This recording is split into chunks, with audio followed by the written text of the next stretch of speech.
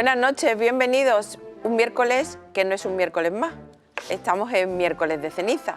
Parecía que no iba a llegar, pero ya ha llegado ese tiempo me gustaría decir que llevamos esperando todos los cofrades. Lo que pasa es que aquí puede ser ya prácticamente miércoles de ceniza a mediados de septiembre después de la patrona. Pero bueno, ahora empieza un tiempo que realmente es importante. Buenas noches, señor ¿Qué tal? Moraleda. No le voy a decir feliz Cuaresma. No, por favor. Ahora preguntaremos si es correcto. Sí, una de las cosas que vamos a tratar precisamente porque, bueno, aprovechando que comienza la Cuaresma, lo primero que hay que decir es que vamos a estar 2 horas. A partir de este momento vamos a prolongar un poquito más el programa, media horita más, con lo cual pues nos van a tener más si cabe, y vayan acostumbrándose a estas caras porque vamos a estar bastante tiempo durante estos días hasta que llegue la Semana Santa y en Semana Santa.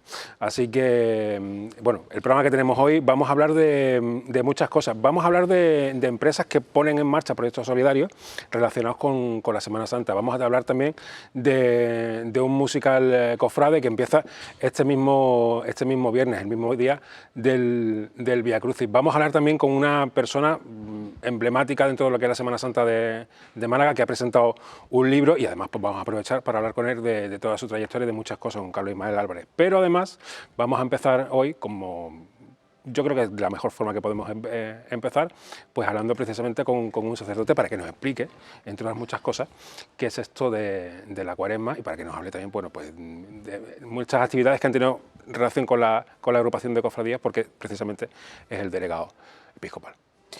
Buenas noches, Salvador Guerrero. Muy buenas noches, Raquel. A ver, con esa cara parece que no nos vamos a salvar la Cuaresma ya. Es que tengo que poner cara de como llevamos ya, vaya. No, por supuesto que sí. La Cuaresma es un tiempo que tiene que ser fructífero, lo tenemos que vivir, yo creo que con ilusión, ¿no? Con ilusión de que estamos llamados a profundizar, de que estamos llamados a vivir, de que sobre todo en lo que nos pide el Señor estamos llamados, una vez que volvamos a vivir esos misterios de la pasión y de la muerte de la Semana Santa, ¿no? Pues estamos llamados, ¿por qué no?, a decirle que sí al Señor y viviendo ese triunfo del Señor, pues seguir acompañándolo después en nuestra cotidianidad, ¿no? Queremos vivir la fe, queremos vivirlo en nuestra familia, desde nuestras hermandades, queremos vivirlo en nuestro día a día. Y nosotros es verdad que tenemos una forma muy bonita de vivirla, ¿no? Y tenemos una forma muy bonita de expresarla, ¿no? Que desde esa pasión que tenemos por las hermandades y las cofradías, esas imágenes a las que tenemos devoción, que nos pegan el pellizco en el corazón y nos tienen que invitar, no a que nos entretengamos dentro de la hermandad haciendo cosas, ¿no? Sino que realmente esas imágenes, esas devociones, nos ayude a profundizar en nuestra fe y nos ayude realmente a dar razón de nuestra esperanza en nuestro día a día. Y hemos empezado muy fuerte, ¿no? Hemos empezado muy fuerte porque este año nos hemos estrenado, la diócesis se ha estrenado con el señor obispo con unos ejercicios espirituales que han durado 5 días, que además están colgados en YouTube. ¿Cierto? Se pueden volver a ver. Los que no hayan estado pueden volver a verlo o pueden verlo por primera vez. Pero viene a llenar una parte que a lo mejor hasta ahora pues no estaba tan bien formada, y sí es cierto que unos ejercicios para prepararte en este tiempo de preparación antes de la Pasión y la Pascua son fundamentales. Fundamental. Es verdad que tenemos muchos espacios en muchos ámbitos donde se nos invita a un tiempo de oración, de reflexión, de retiro, pero quizás a lo mejor en el ámbito de las hermandades y cofradías nos faltaba, ¿no? Y don José Antonio tenía ese interés de poder hacer con los cofrades unos ejercicios espirituales y lo ha hecho. Vaya, lo planteó, oye, mira que... Y se ha hecho, ¿no? Y ha sido él además el que se ha ofrecido para realizar este primer año, pues acompañarnos en esos ejercicios espirituales. Y yo creo que primero hemos de agradecer, porque el obispo yo creo que se preocupa y se preocupa bastante por todos y cada uno de nosotros que vivimos la fe en este ámbito concreto, y después de agradecer también porque nos ha ayudado a descubrir que la Cuaresma no es un tiempo más, lo que estábamos hablando antes de feliz Cuaresma, ¿no? Dice, podemos decir feliz porque a lo mejor estamos deseando ya que llegue, el Domingo de Ramos estamos deseando que llegue, pero la Cuaresma no tiene que ser feliz, porque muchos lo viviremos con mucha felicidad porque nuestro estado anímico es de felicidad, pero a lo mejor otros lo viven desde otro ámbito más duros en su vida, ¿no? Están viviendo dificultades fuertes o están afrontando dificultades en la familia, dificultades de salud, en el trabajo, personal, total. Pero la Cuaresma tiene que ser fructífera, ¿no? Encontrarnos, ponernos cara a cara con el Señor, ponernos cara a cara desde la fe y en nuestra realidad decirle, mira, Señor, con toda humildad, aquí estoy con mis luces, mis sombras, mis defectos, pero aquí estoy para dejarme moldear y dejándome moldear estoy para ser instrumento tuyo en medio del mundo. Y eso lo podemos hacer muy bien desde el ámbito, desde las hermandades y las cofradías. Y yo creo que lo hacemos, ¿no? Podemos, aunque podamos seguir profundizando, pero lo hacemos. Salvador, seguramente alguien en su casa habrá, cuando haya escuchado eso de ejercicios espirituales, habrá dicho, ¿eso qué es? ¿Qué son eso de los ejercicios espirituales? Ejercicios espirituales, se me dio la silla para abajo. Sí, bueno, eso es algo normal. Esto es una broma que me habéis captado. No, yo no he hecho nada. Mira, ejercicios espirituales es un tiempo que se nos brinda en el cual nos apartamos de la cotidianidad, del día a día de nuestra vida para encontrarnos más seriamente o más cara a cara con el Señor, para profundizar desde la fe, para profundizar en nuestra vida, ¿no? Profundizar en nuestro día a día. Los ejercicios espirituales, es verdad que cuando lo hacemos los sacerdotes o personas que a lo largo en el año se retiran unos días a hacer ejercicios espirituales, normalmente lo hacemos retirados de todo. Nos vamos a la casa de espiritualidad, a la casa diocesana, ¿no? Y nos retiramos 4 o 5 días. Estamos en silencio normalmente, un sacerdote pues nos va acompañando, o un laico, da igual, pero una persona que nos va acompañando en la oración, y ahí es donde nosotros pues vamos entrando en lo profundo de nuestro ser, vamos contrastando nuestra vida con el Evangelio, vamos viendo qué es lo que nos está pidiendo el Señor en este momento, podemos ir descubriendo cómo estamos respondiendo a esa llamada del Señor y podemos después poner unos fines, ¿no? Dice, vamos a ver unos frutos. ¿Qué frutos saco yo de estos ejercicios? Como lo ha planteado don José Antonio, pues podríamos decir que son unos ejercicios en la vida diaria. No podíamos quitarnos todos los cofrades, no nos podíamos ir 5 días a la casa diocesana, pues lo ha planteado como, dice, pues mira, una meditación al día, donde él nos ponía ejercicios, todo aquel que entre en la página web de la diócesis y pinche en las charlas de los ejercicios espirituales, don José Antonio siempre nos preguntaba al inicio de cada, dice, ¿habéis hecho los ejercicios? Él nos ponía tarea para cada día. Entonces, pues en la vida diaria nosotros buscamos un momento, por la noche, antes de dormir, por la mañana cuando nos levantamos, en un momento de descanso que podamos tener, para esa tarea que él nos ponía, tarea espiritual, interior, tarea donde contrastábamos nuestra vida con el Evangelio, desde el Evangelio contrastábamos con el mundo, pues tomábamos conciencia de... Y él lo ha ido planteando desde ahí, ¿no? Unos ejercicios espirituales, pero en la vida diaria, y unos ejercicios espirituales donde tomamos conciencia de nuestro ser cristiano, tomamos conciencia de la llamada a la santidad, que nos da miedo decirlo, pero a la santidad a la que nos llama Jesucristo, y donde nosotros estamos buscando unos frutos. Al final, el Señor nos envía ¿dónde? A la misión. ¿Dónde? Pues en la cotidianidad de nuestra vida. ¿Cómo ha sido la respuesta? Pues yo creo que la respuesta ha sido muy positiva. Fíjate que se ha planteado todo prácticamente en un mes. Quiero recordar que a finales de diciembre estábamos planteando la Navidad y don José Antonio estábamos viendo cuándo íbamos a organizar, cómo podíamos organizar, estábamos en un encuentro y entonces en ese mismo encuentro pues empezamos a buscar fechas, ¿no? Y para este año, y buscamos la semana del 9 al 13.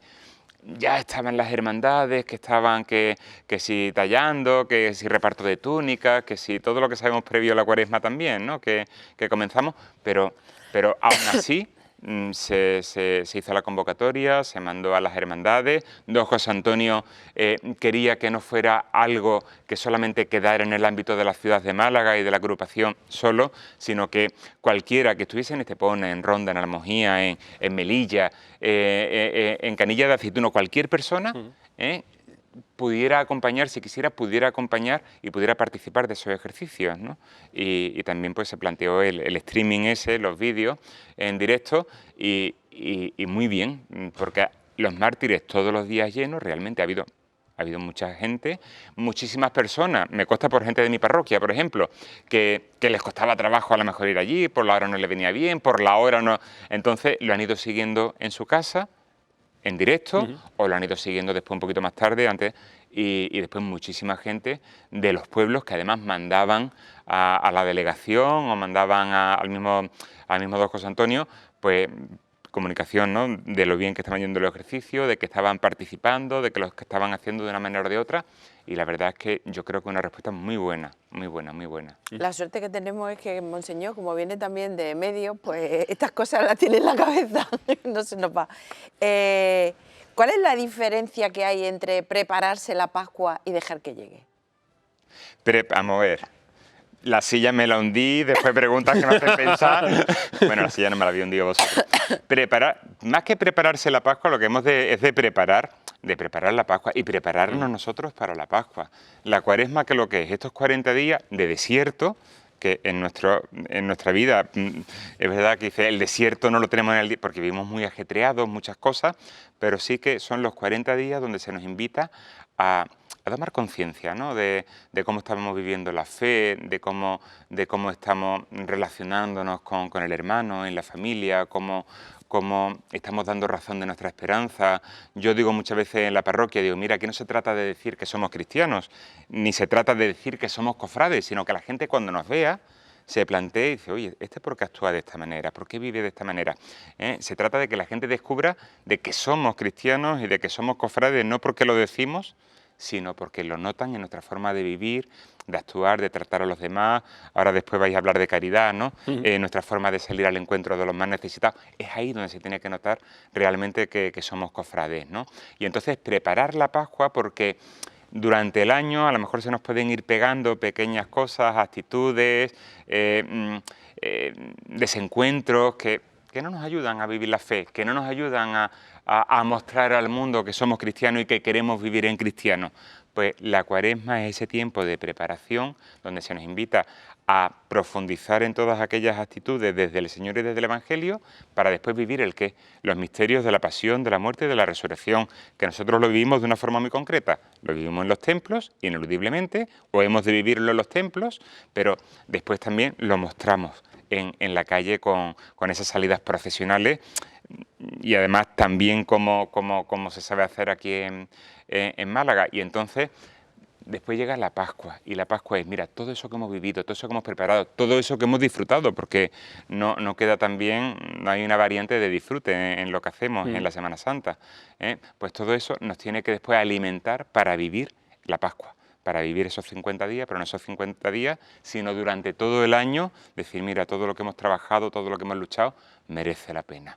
Y merece la pena no por lo bien que ha salido, sino por lo bien que ha ido en nuestro interior y en nuestra vida.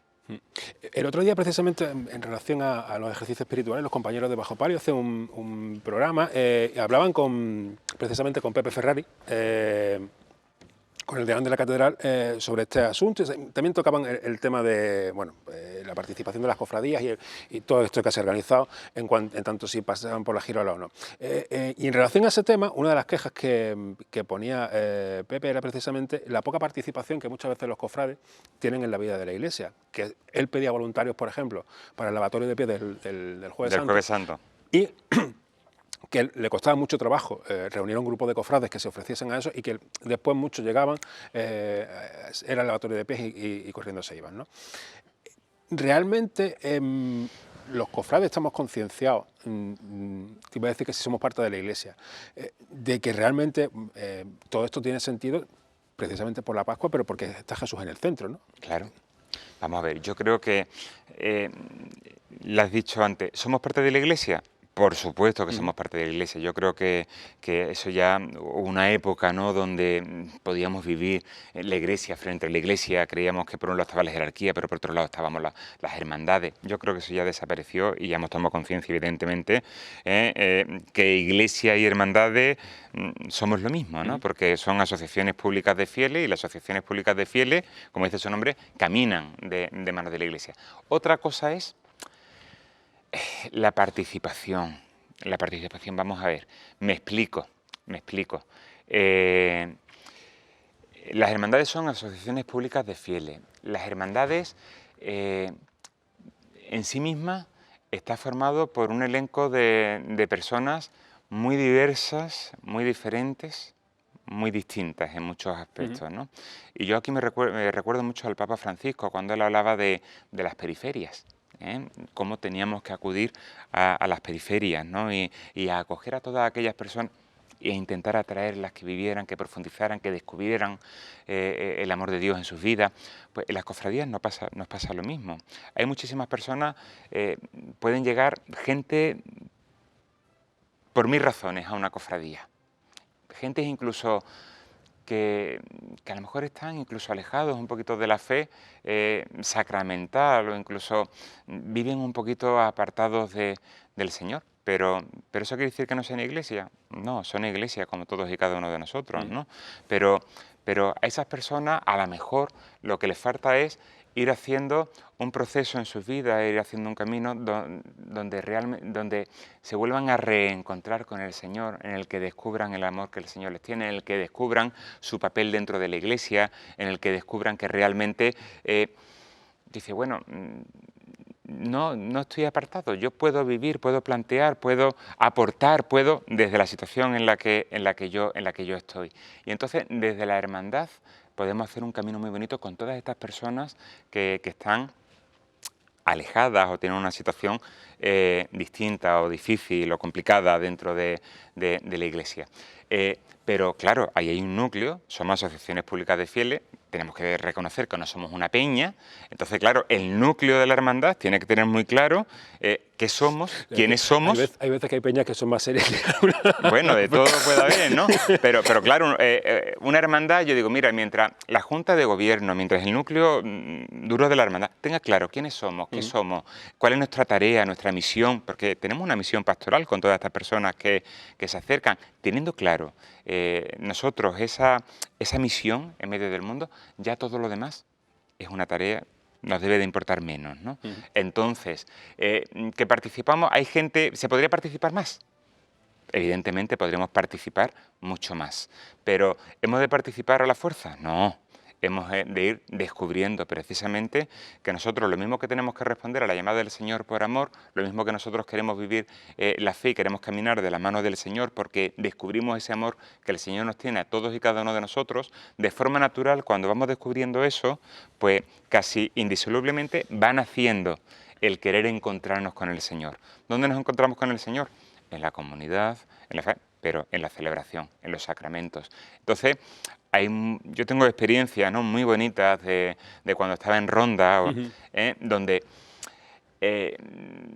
había muchos cofrades que vivían no ajenos a la iglesia, ni de espaldas a la iglesia, simplemente, pues bueno, que no participaban de los sacramentos de la iglesia, pero fueron haciendo un camino muy bonito donde fueron descubriendo que el ser cofrade sin la participación de los sacramentos no tenía sentido. Y en el momento en el que iban avanzando, en el que iban tomando conciencia precisamente de que el Señor, esta devoción que yo tengo, me llama a algo más, pues iban diciendo, ¿a qué me llama? Y se iban encontrando y iban descubriendo al Señor en sus vidas.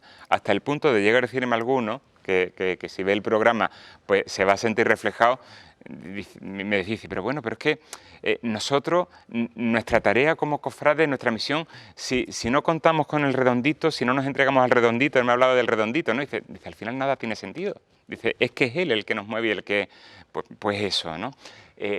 Poco a poco tenemos que ir, los que tenemos clara cuál es nuestra misión, nuestra tarea dentro de las hermandades, tenemos que ir ayudando a las personas que se acercan a la hermandad sin tener muy claro qué es lo que están haciendo ahí. Tenemos que ir llenando de sentido su vivencia de hermandad, llenando de sentido ese acercamiento que han tenido, que vayan descubriendo que la hermandad no es un lugar de reunión más, sino que es un lugar donde vivimos a Jesucristo, donde Él camina a nuestro lado, donde es el centro de nuestra vida y donde Él nos empuja a entregarnos, a trabajar, a darnos, a transformar nuestra vida y a transformar la vida desde nuestra entrega de tantísimas personas que puede haber a nuestro alrededor. Y yo creo que eso, desde ahí, pues podemos ir descubriendo que la hermandad es un camino muy bueno, para que estas personas que a lo mejor no participan, pero poco a poco vayan descubriendo que la Iglesia, que los sacramentos es algo fundamental, que es algo necesario, que es algo, pero no porque lo forcemos, no porque, sino porque lo vayan descubriendo con nuestra forma de vivir. Entonces a lo mejor Pepe decía, es verdad, y es que, a veces se participa poco. Los oficios además es algo que a los cofrades vamos a meternos todos en el saco, como que nos cuesta mucho. Y los oficios sí que es verdad, a veces... es precisamente lo más importante que tienes que hacer el jueves. Por horarios, ¿no? Por horarios. Yo me acuerdo de alguna hermandad que me participaba en ronda, que todavía lo harán y lo hacen evidentemente. El Jueves Santo, la hermandad de Paz y Caridad, me venían de pleno a los oficios. Yo salía en el Jueves Santo, ¿no? Siempre estábamos peleándonos por los horarios de salida, Claro. pero porque ellos tenían claro que era una hermandad sacramental y que si ellos no celebraban el Jueves Santo, participaban de los santos oficios, después no tenía sentido nada de lo que dijera, ¿no? Entonces ellos participaban, ya fueran o con capirote o vestidos de paisano, porque tal cual, pero ellos participaban de los oficios, porque era algo fundamental. Pues también nosotros hemos de buscar que esta semana es muy complicada para todos nosotros, pero todos tenemos directores espirituales, todos tenemos sedes canónicas, entonces podemos buscar un momento en el que si nosotros salimos el Jueves Santo, a lo mejor la hermandad como hermandad, no podemos participar de los oficios que se celebran a la misma hora, en la parroquia o en la catedral, pero sí que podemos a lo mejor establecer, oye, mira, que nosotros queremos celebrar, queremos vivir, ¿por qué no lo vamos a celebrar? ¿Por qué no vamos a facilitar que los hermanos celebren, no a las 6 de la tarde, a lo mejor a las 7, a lo mejor lo tendremos que hacer a las 3 de la tarde, pero ¿por qué no lo podemos hacer? Esa misa de campaña, que en algún momento también algunas hermandades hacen, ¿no? Antes de la salida procesional, pues es cuestión de plantearlo, ¿no? Se puede hacer. Te voy a hacer una pregunta difícil ahora que queda ya poco tiempo, ¿vale? Ya que has recuperado la altura de la silla. Ya que he recuperado la altura. Oración, La próxima vez que nos veamos, limosna y ayuno. la próxima vez que nos encontremos en Roma, me parece que no vas ni saludar. Sí, No, hombre, no, las sillas que he movido yo los pies y se me ha ido para abajo. no, hay que contarlo. Oración, limosna Ayuno y oración, ayuno. sí. 3 pilares fundamentales para la Cuaresma. No se puede hacer uno solo sin los otros 2. ¿O no deberíamos? Vamos a ver, todo es fundamental, todo es un camino. Son instrumentos clásicos que la Iglesia nos ofrece, instrumentos para ayudarnos, pues, a preparar precisamente esta Cuaresma para encontrarnos con el Señor. Ayuno, oración, limosna, que no solamente se tienen que quedar en lo estrictamente estipulado, ¿no? Que pues nosotros podemos ir un poquito más allá. En el ayuno, por ejemplo, antes hablábamos que hoy era ayuno y abstinencia, ¿no? Estábamos hablando antes fuera de cámara lo que habíamos comido, lo que no habíamos comido, pero a lo mejor dice, bueno, pero podemos ayunar de otras cosas, independientemente de lo que esté mandado. Sabemos que hoy es ayuno y abstinencia, nada más que una comida fundamental al día en el que no se incluye no se incluye carne, ¿no? Pero podemos ayunar, el Papa nos lo ha dicho en el mensaje de Cuaresma, ¿no? Podemos ayunar de críticas, que está muy bien ayunar y en nuestro mundo pues, un poquito más de todas estas cositas. Podemos ayunar a lo mejor de privarnos de unos gustos que son legítimos, pero quitándonos a lo mejor esos caprichos que todos tenemos, yo también. Decir, pues mira, pues esto que es legítimo, que yo lo iba a gastar ahora mismo y me lo iba a comprar, lo iba a hacer, pues lo voy a apartar y lo voy a guardar ¿para qué? Para la limosna. Porque nos tenemos que acordar siempre, no solamente en Cuaresma, no solamente cuando llega a Manos Unidas, no solamente cuando es el Domum, sino que hay personas que pasan necesidad y hay personas que precisamente precisan de lo que somos y de lo que tenemos. Y es verdad que nosotros no vamos a cambiar la realidad del mundo simplemente porque quitemos 2, 3, 5, 20 euros de nuestro presupuesto diario, ¿no? Pero sí que nosotros estamos descubriendo que con mi ayuno yo puedo ayudar a que otros dejen de ayunar de cosas de las que ayunan normalmente. Entonces eso sí que es fundamental y a nosotros no nos cuesta nada y es necesario. ¿Hacemos las cosas por rutina o realmente sabemos lo que estamos haciendo? El ejemplo, por ejemplo, es el tema del ayuno, ¿no? Se ejemplifica, como acaba de decir, en el tema de la carne porque tiene su simbolismo, pero realmente hay toda una privación detrás, no es realmente es el significado, no es estrictamente como bien decías, puede ser la carne, puede ser otro tipo de cosas. Claro. Pero realmente dentro de la Cuaresma no sé si somos muy conscientes de todo lo que estamos viviendo o de si nos hemos preparado bien para todo lo que nos viene. Ahí vienen, vuelvo de nuevo a los ejercicios espirituales, ¿eh? Hemos de ejercitarnos en este tiempo para vivir fuera de la rutina lo que somos y lo que queremos, porque a lo mejor lo podemos hacer por rutina, pero es que a lo mejor lo podemos hacer por rutina incluso en nuestra vida de cofrade. A lo mejor llevamos 40 años de cofrade y yo llevo ya 30 años sabiendo que la semana antes de tal, yo estoy de 7 a 9 en mi cofradía porque tengo que tallar a no sé quién. Y ya me voy encontrando con las mismas caras de todos los años y volvemos a tallar, pero es que nosotros hemos de intentar que, aunque hagamos lo mismo cada año, lo mismo que lo hacemos en nuestra vida, pero eso no sea una rutina. Eso no sea una rutina, eso sea algo más. A mí lo que me tiene que mover, ¿qué es lo que es? Me tiene que mover la fe, me tiene que mover que esto me tiene que ayudar a ser mejor persona, esto me tiene que ayudar a profundizar en lo que soy, en lo que tengo, me tiene que ayudar a profundizar en mi relación con los hermanos, me tiene que ayudar, en definitiva, a ser mejor persona y mejor cristiano. Entonces, hemos de salir de la rutina porque lo que vivimos desde la rutina incluso nos puede llegar a gustar. Ahora viene toda esa amalgama de menús de Cuaresma, y yo estoy deseando tomarme una torrijita con, que todavía no me la he comido, con helado de turrón. El miércoles todavía no. Pues por eso todavía no. Todavía. Pero tú dices, pero todo eso lo podemos ver incluso dentro de la rutina porque toca. Dice, pues no porque toca, ¿no? Todo eso lo tenemos que ir viviendo, pero hemos de ejercitarnos para que realmente lo vayamos llenando. Todas esas rutinas, entre comillas, las vayamos llenando de sentido y llenen de sentido nuestra vida. Salvador, nos hemos quedado sin tiempo. Bueno, muchísimas gracias. Nada. Se me han quedado, mira, todas las preguntas que tenía preparadas. Y eran difíciles todas. ¿Todas difíciles? Muchísimas gracias siempre por decir que sí. No, pues. Y venir aquí a echarnos una charla, que debería echarnos más de una. Bueno, yo cuando queráis y cuando podamos, evidentemente, yo con gusto. Pues muchas gracias. Que te sea fructífera la Cuaresma. Eso, fructífera, sí. Nosotros nos vamos a publicidad y volvemos hablando de caridad y del credo y de la agenda de esta semana. En fin, nos queda programa. Nos vemos ahora.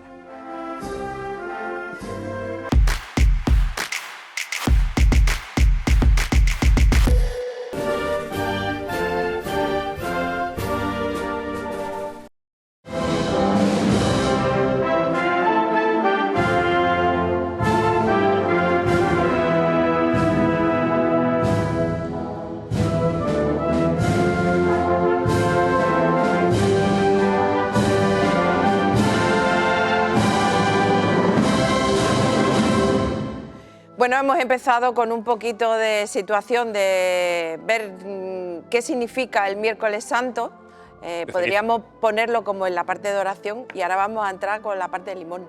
La parte de limosna, bueno, como les decía antes, vamos a hablar de un proyecto empresarial. Muchas veces hemos traído este tipo de proyectos o cosas relacionadas con empresas que están vinculadas a la Semana Santa, pero este la verdad es que nos ha parecido especialmente interesante porque, aparte de un ofrecimiento que se hace, ahora lo contará José Luis directamente, también tiene un cariz social. Así que vamos a hablar con esta iniciativa que tiene José Luis para, bueno, en relación con la óptica, la Semana Santa, él nos lo va a contar. Buenas noches, José Luis González. Hola, buenas noches. Empresario de Cocóptica. Cocóptica, una óptica de aquí de Málaga, vaya.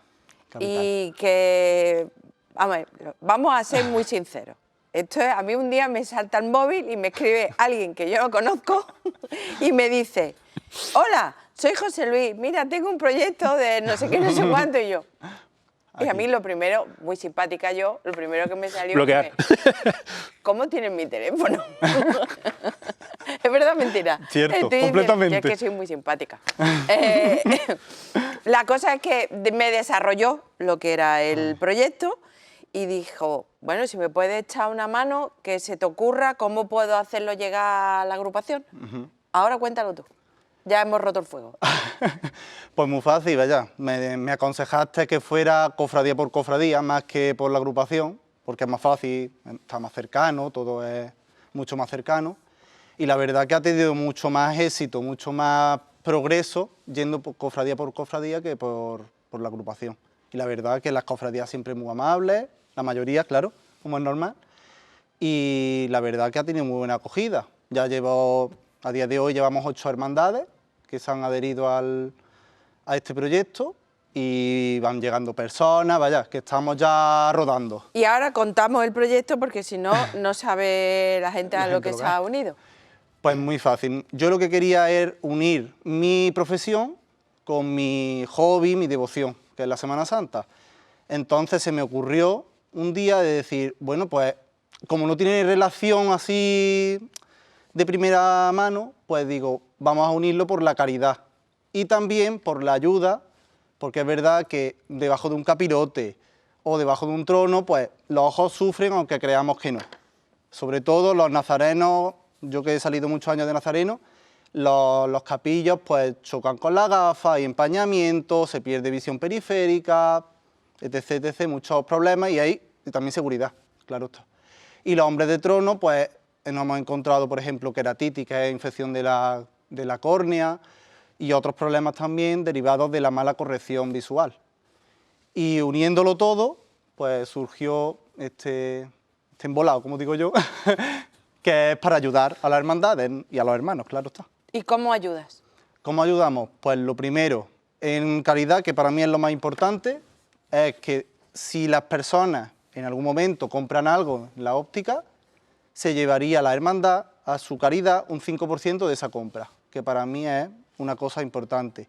Además de eso, se le daría una adaptación a todos los hermanos, una adaptación de lentillas, su graduación, por supuesto, y se le regalaría para la salida procesional ese juego de lentillas.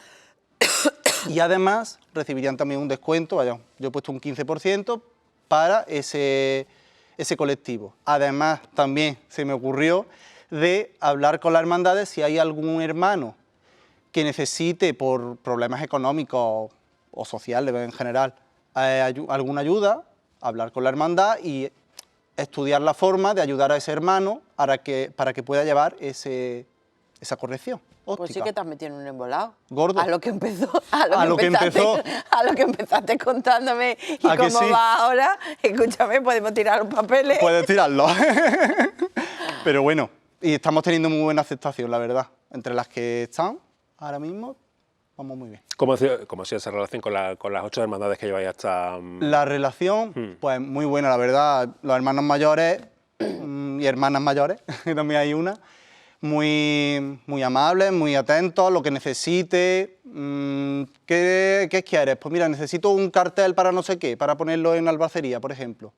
Pues se la he hecho, especial para ellos, sin ningún problema, vaya. Y he ido incluso a alguna allí, para que sepan también el proyecto. Han venido hermanos mayores, allí a la óptica, que hay... Y ahora imagínate que yo, por ejemplo, Sí. yo que no salgo en ninguna, Sí. ¿yo puedo ir? No, porque me haría falta una papeleta de sitio, ¿verdad? Exacto. Pero si mi hermandad no ha hablado contigo, ¿yo directamente puedo ir? Claro, por supuesto, puede venir, Sí. te va a beneficiar de todo. Lo único, Que no puede dar el 5% el de caridad. 5% a caridad. Pero yo siempre le digo a todo el mundo que me lo comenta, ve a tu hermano mayor porque seguramente tenga un mensaje, un correo dedicado a eso.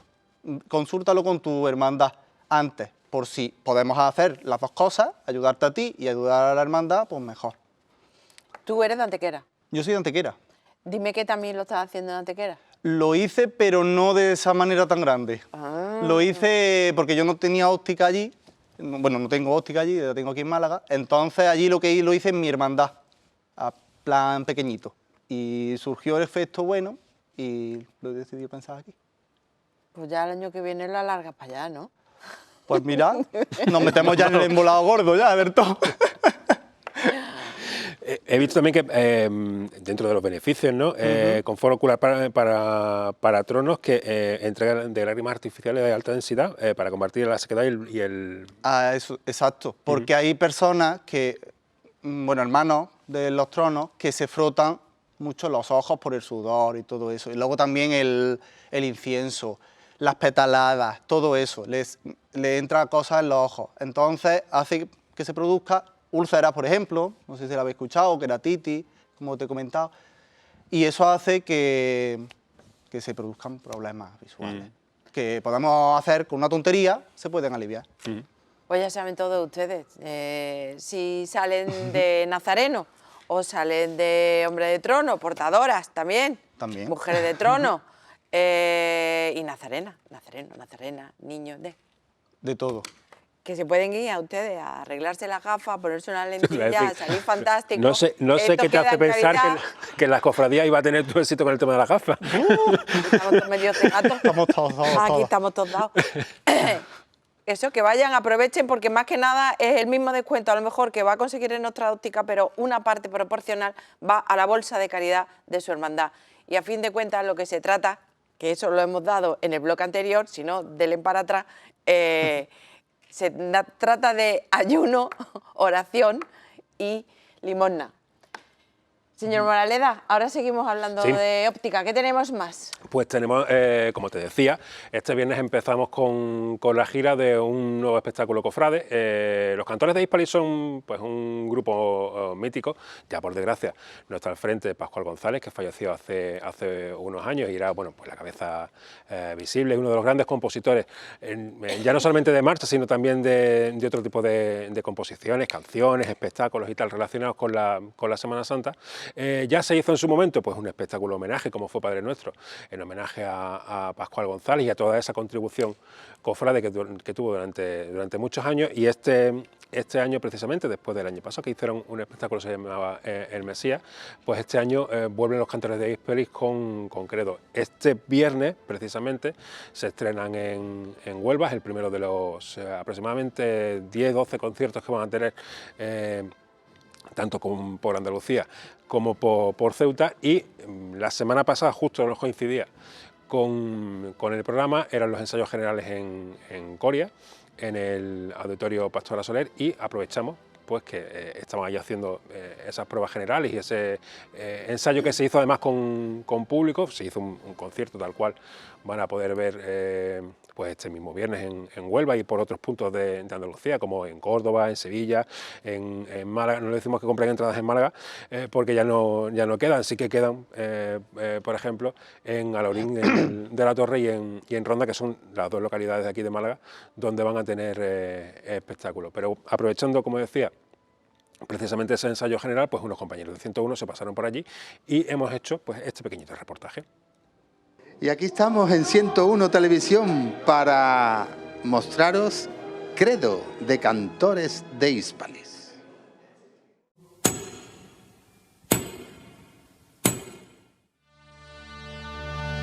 Silencio, silencio. Ya viene Jesús llevando su cruz, que mira hacia el cielo. Silencio, silencio, es un nazareno.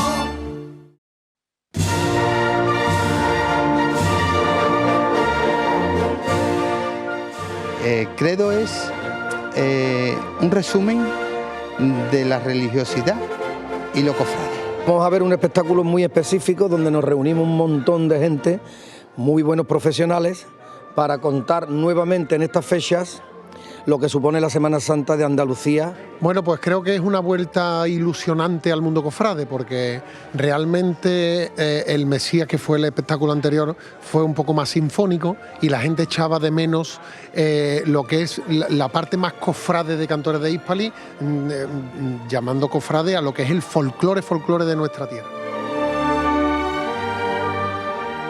Yo estoy precisamente con el diseño de iluminación, que bueno, este año se ha planteado un poco como plantear un espacio barroco, como al final está todo relacionado con la Semana Santa, de utilizar un poco esa imaginería que tenemos en la iglesia española.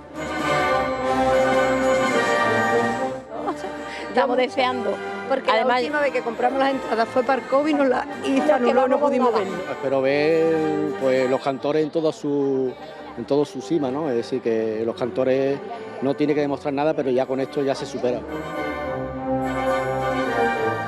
El Credo lo que tiene es unas proyecciones muy específicas relacionadas con los textos y unos textos que pueden sorprender algunos más que otros porque ya son conocidos algunos. Y bueno, nosotros somos enamorados de la Semana Santa y este espectáculo, aunque el otro era fascinante, pero este es más nuestro, es más de Semana Santa, más de paso, más de marcha. Todo aquel que le guste la música va a disfrutar, porque no es solamente tambor, corneta y tambores. Aquí hay mucha riqueza musical gracias a nuestro director musical José Enrique de la Vega.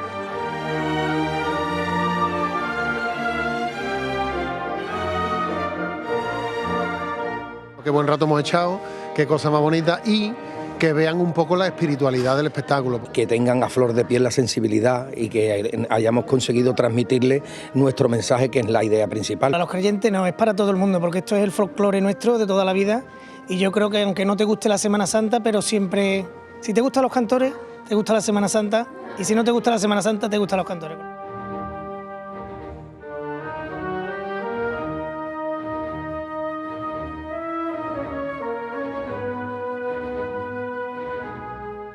Que la persona que viene a ver el espectáculo, el musical, la obra, como quiera llamarlo, va a encontrar su respuesta.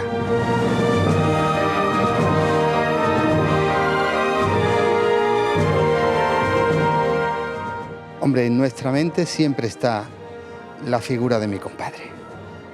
Mi compadre era un genio, como él no hay otro. Pero sí es cierto que no lo podemos evitar. Y siempre está con nosotros. Siempre está con nosotros.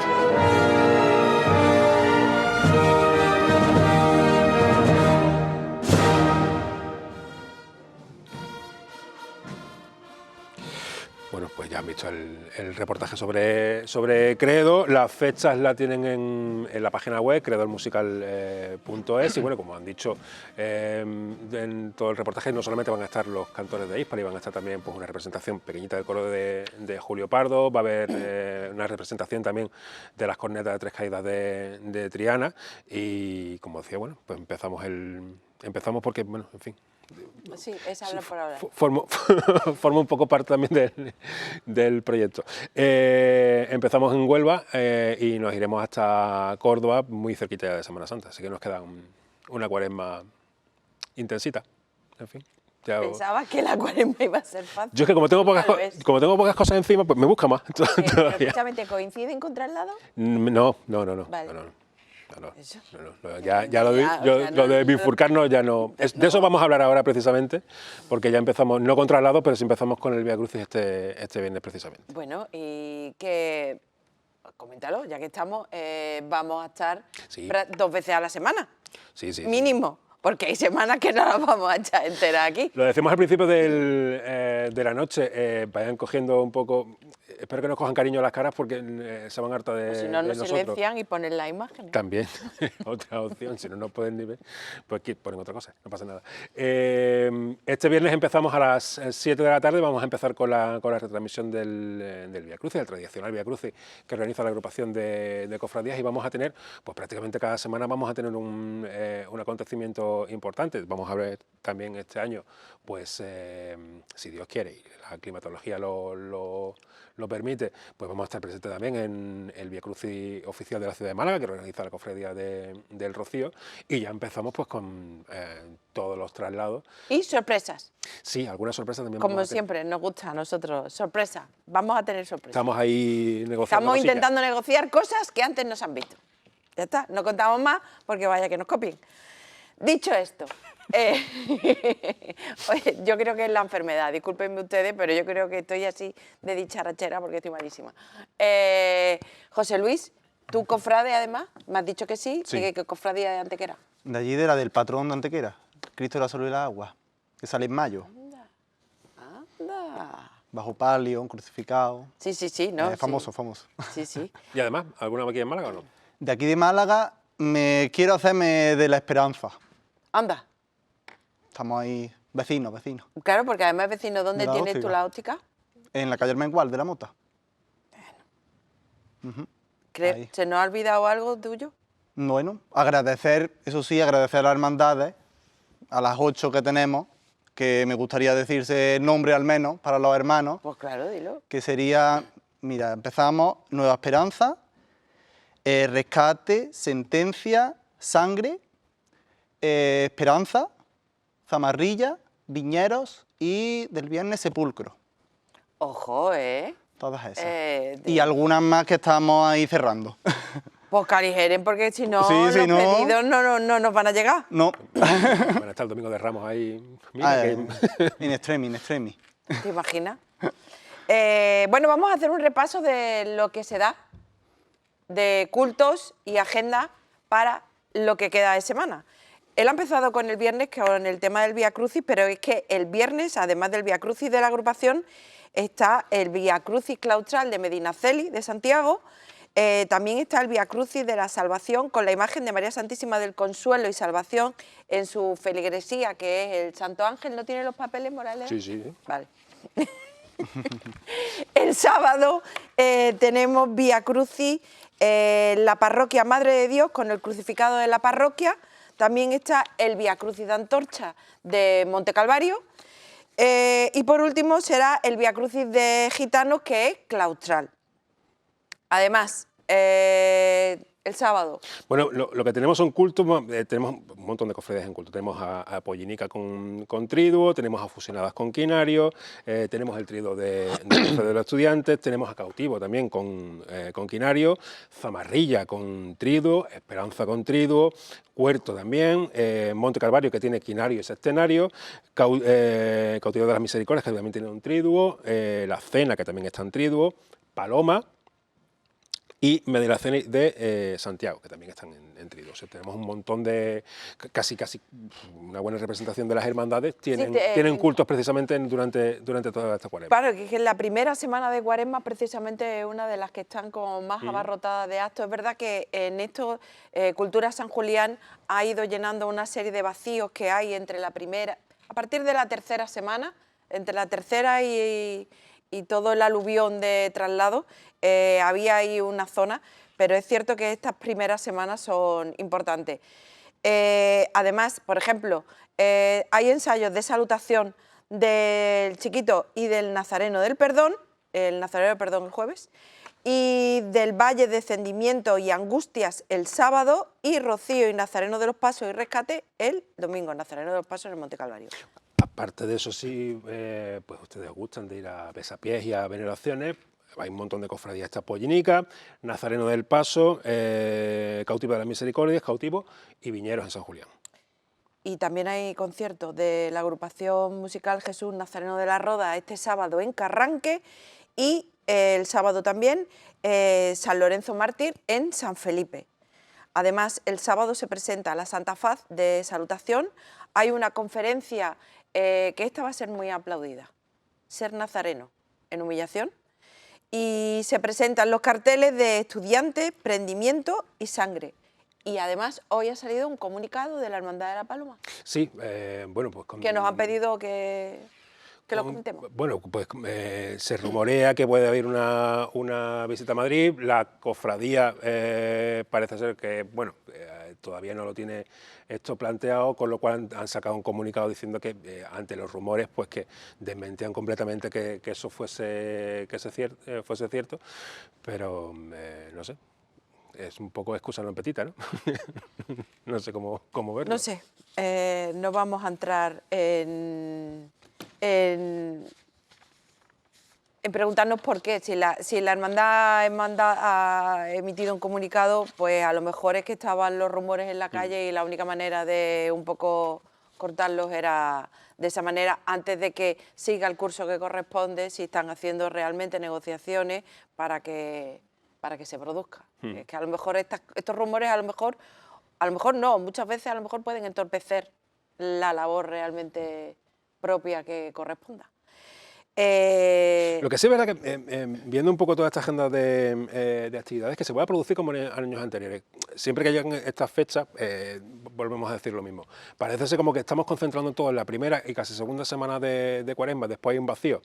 Y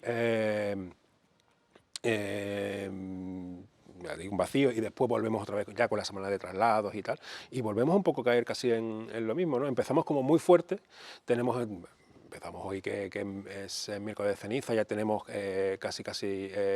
Ahora mismo está sucediendo el traslado de Viñeros a San Julián. con motivo precisamente bueno, de ese Vía Crucis que se va a celebrar el próximo viernes. La semana que viene tendríamos, como hemos dicho, pues este Vía Crucis de la Cofradía del Rocío. El día 11, por ejemplo, también se presenta el trono del Cristo del Amor en la Cofradía Victoriana. O sea que hay un montón de cosas, pero realmente casi todo se concentra en esta primera, segunda semana, y después, bueno, pues eso vienen todos los traslados después. Seguimos sin conseguir... Bueno, pero es que no puede, o sea, generalmente van por estatutos también muchas veces, entonces ese trozo de Cuaresma que se te ha quedado así en blanco es el que ha llenado San Julián. De poder dormir, por lo menos un poquito. Sí, nosotros haciendo escaleta. José Luis, te iba a preguntar, ¿han venido ya muchos nazarenos a la tienda? Sí, ya han venido de las hermandades que he comentado, casi todas. De hecho, hasta hermanos mayores de esas ya se han hecho sus lentillitas. ¿Y hombres de trono? Hombres de trono es lo que no han venido, siendo sincero. Han venido solo nazarenos y acólitos y 10 miembros de directiva. ¿Y algún tipo de recomendaciones para nazarenos o hombres de trono? Es verdad que a lo mejor quien puede tener más problemas son los que llevan capillo, sí, ¿no? Por el tema de que llevan la cara tapada. Pero ¿alguna recomendación para nazarenos de cara, bueno, pues a proteger o a... Los nazarenos, lo primordial para mí es que no se quiten las gafas, o que vayan con gafas o se pongan lentillas, porque ha habido muchos accidentes, eso en mi pequeño apartado lo he visto, que ha habido muchos accidentes por no tener la corrección en los ojos, de tropiezos, de no ver lateralmente, que aparte ya el capillo de por sí te la limita la visión, pero por eso, por no llevar las gafas, porque se la quitan, porque es más cómodo y no se ponen lentillas y hay tropiezos, hay caídas. Eso es el consejo que puedo dar, que nunca vayan sin la corrección, porque hay problemas. Bueno, pues primero darte las gracias por esta iniciativa que tuviste. Nada. Me parece una cosa muy chula. Creo que antiguamente se hacía en una óptica malagueña, pero no recuerdo en tiempos recientes que se haga. Y lo que sí no recuerdo era que tú podías ir con tu papeleta de sitio y llevarte tus lentillas para ese día. En cualquier caso, que tengas mucha suerte, que salga muy bien para que podáis tener una buena bolsa de caridad, tú y las hermandades, exactamente, las hermandades que correspondan. Y nada, aquí estamos para lo que necesites, ya tienes mi teléfono, ya sabes que ya no está. te Ya te pillo, ya te pillo. No tienes por qué bloquearlo. No lo bloquees. Lo que pasa es que lo primero que le pregunté es ¿cómo tienes mi teléfono? Bueno, nosotros vamos a hacer una pausa publicitaria y volvemos con un libro y con un señor que está de aniversario y al que siempre es un gusto escucharlo hablar. Nos vemos ahora.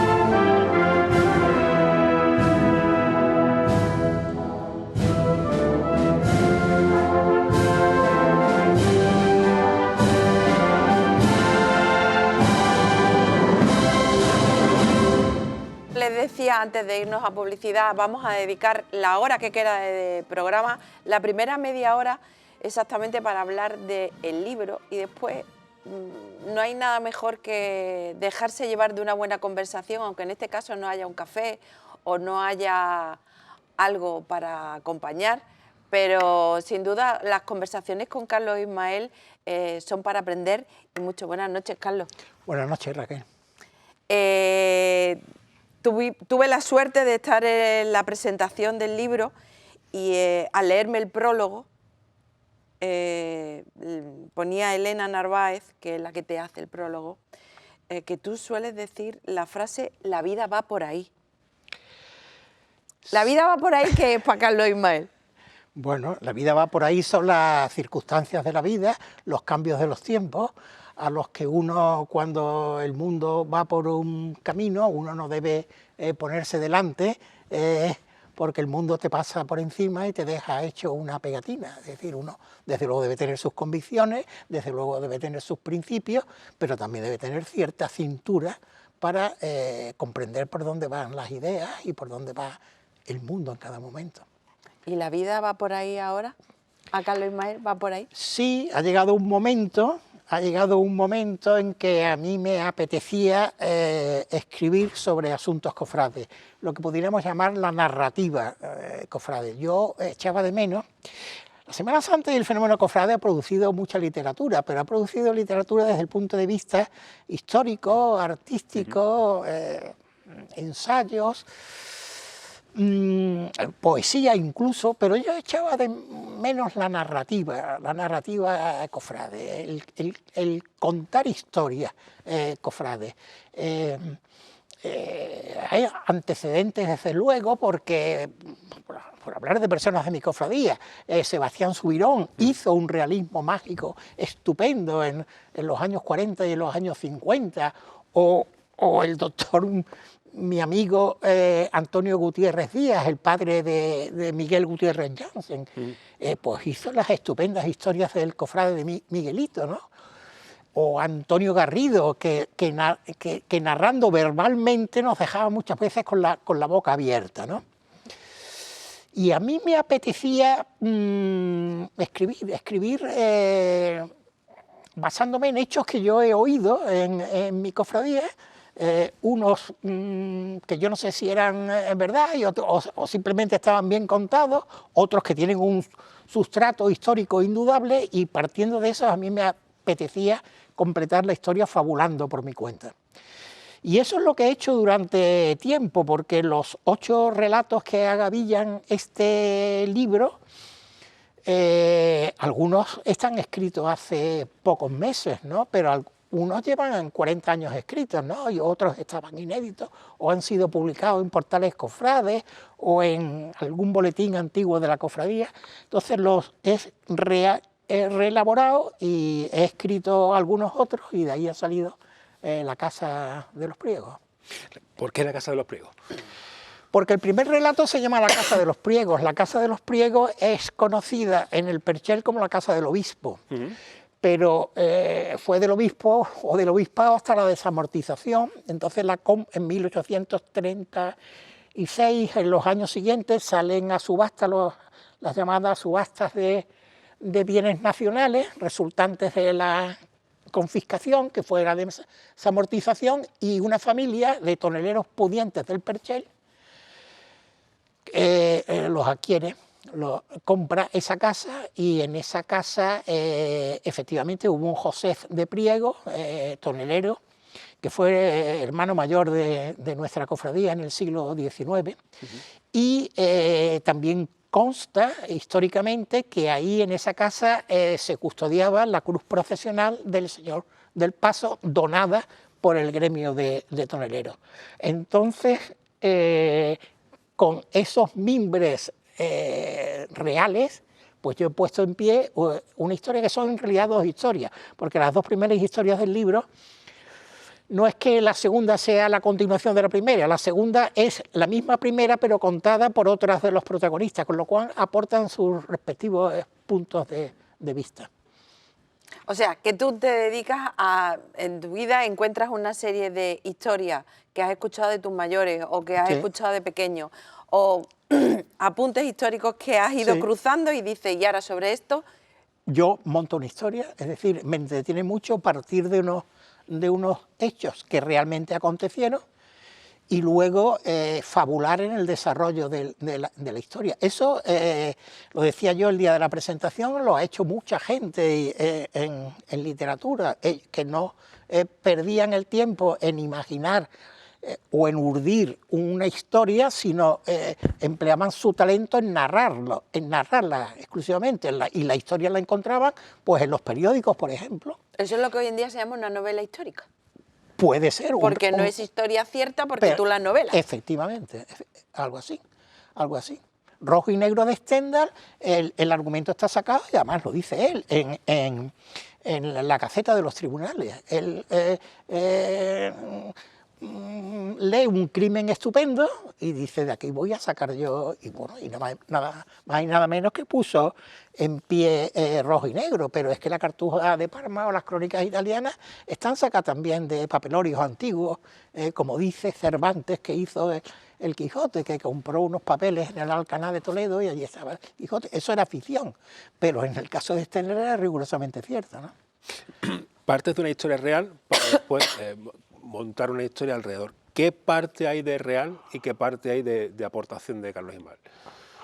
Bueno, la literatura y la fabulación es exclusivamente mía. Hay algunos relatos en que el relato entero es absolutamente cierto. Por ejemplo, Meditación en la pandemia. Meditación en la pandemia no tiene más ficción, no tiene más sustrato histórico de que 2 años no salimos por la epidemia, por la pandemia. Lo demás realmente es lo que a mí me sucedió, lo que yo sentí.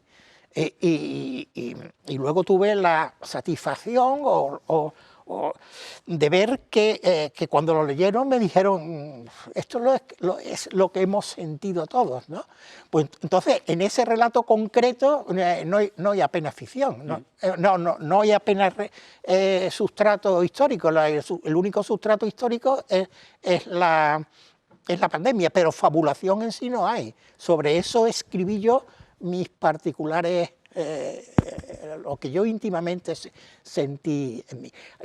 Yo estoy convencido, y lo digo en la nota previa, de que yo creo que la cofradía es también la suma de las vivencias y de los sucesos íntimos o particularísimos que anidan en el corazón de cada uno de sus cofrades, ¿no?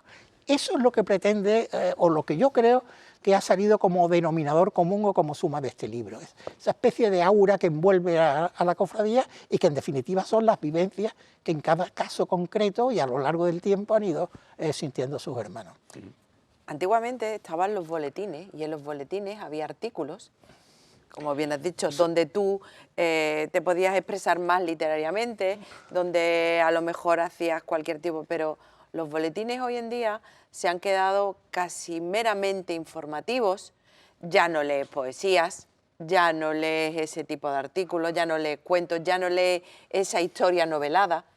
¿Hemos perdido eso? En cierto modo... ¿O hemos ganado tanta información que hemos perdido la literatura? Es cierto, las ediciones digitales de los boletines han llevado casi a la desaparición o al mantenimiento puramente testimonial de los boletines convertidos en anuarios, donde hay simplemente información.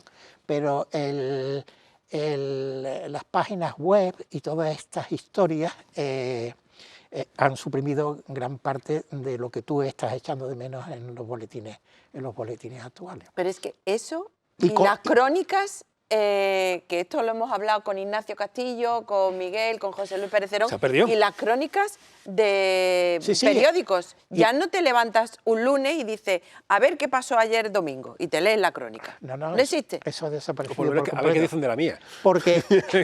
Pero es que eso era un género. Sí. Pero había un género. Yo me acuerdo de Bujalance, que escribía en ¿qué periódico era? Yo creo, Málaga Hoy. En Málaga Hoy escribía unas crónicas maravillosas. Porque además eran muy contemporáneas. Y de gran contenido, de gran altura y estupendamente bien escritas. Eso no se ha vuelto a hacer. Y yo lo echo de menos particularmente. Porque en definitiva era literatura buena. Aquello estaba bien escrito, aquello estaba con altura, aquello estaba contenía no la mera crónica o la mera crítica, sino pensamiento. Yo las echo de menos.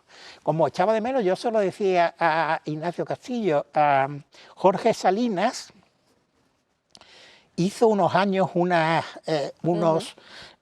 relatos cortos, porque también era realismo mágico en el diario La Opinión.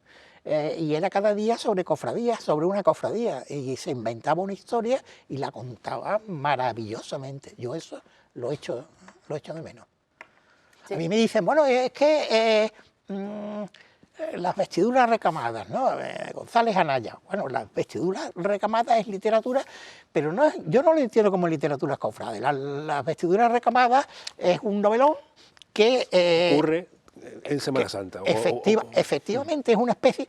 Hay quien sostiene, Jesús Castellano entre ellos, teníamos extensas conversaciones sobre eso, que la vestidura requemada nada más y nada menos que es un alegato en favor de la eutanasia.